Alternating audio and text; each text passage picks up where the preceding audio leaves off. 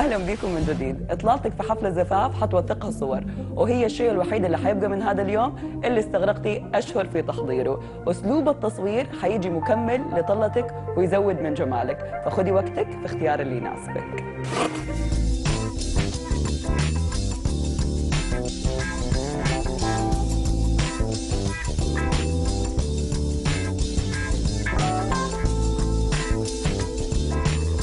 Hi, welcome to Fashion Time. Photography is very essential at weddings. Can you tell us what time do you think the bride and the groom should start getting ready before the photo sessions? It obviously takes brides a lot longer than the groom.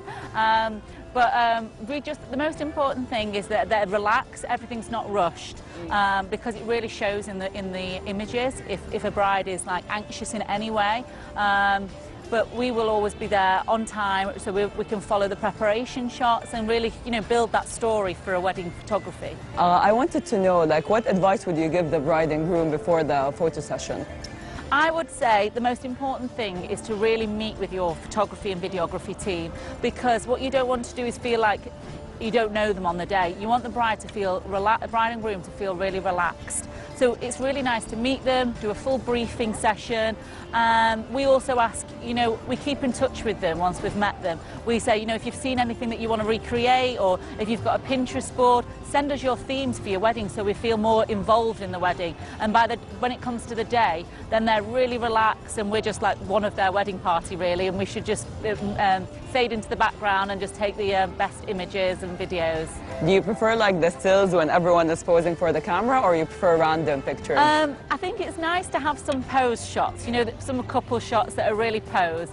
However, I think the candid shots are the ones that they don't expect them, and I think that's one of the trends. I think more people want those natural shots now. A lot of people tend to choosing those ones, when they're blowing them up, or for the album, they tend to choose more of those ones now. What advice can you give brides? You want to see your pictures, the makeup, the hair, the wedding dress, the trends? I would always say just go for your trial for wedding hair and makeup, because that's one thing that's ticked off your list, and then that on the day you'll be happy, because you never feel in your own skin if you don't like your hair or your makeup. It's it's what's visual on the photographs, and you just want them to feel at ease. What tips can you give the bride before the photo shoot or a week before the wedding? A lot of the time, we do a pre-shoot with our bride and groom, so it's quite nice. They might choose to go out into the desert, and we'll do a shoot for them, like a pre-wedding shoot, and that's also nice, because then you'll get a rapport between the bride and groom, and we can capture that on camera, and they're obviously very relaxed at that point, and then you can get more of these candid shots that are more natural as well. How do you usually choose the themes for the photo shoots? It depends on the couple, and obviously the culture from where the bride and groom are from, and by meeting them you can find out all of this, because they might prefer something inside a hotel, quite regal inside of a hotel environment, or they might prefer out in the desert, more natural, or on the beach. So it depends on. They usually have a theme for their wedding as well, so we always ask that, and that's when their Pinterest boards or their advice comes in as well, and we always advise the couples on what we suggest for them. What advice do you usually give couples if they come up to you with a lot of ideas and a Pinterest board?